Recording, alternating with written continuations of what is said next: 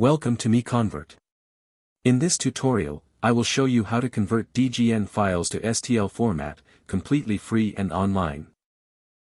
Open your browser and search for DGN to STL MiConvert.com. Click on the first result to go straight to the converter. You are now on the DGN to STL converter page. The interface is clean and easy to use. Let's upload a file.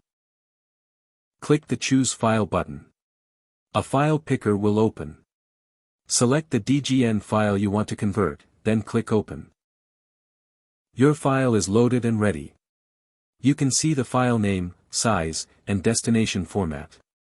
Click Convert now to start the conversion. The conversion is in progress. You can see the progress bar moving.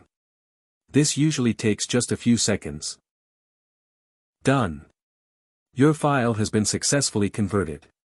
Click Download to save the STL file to your computer. That's it. Visit MiConvert.com for more free conversion tools.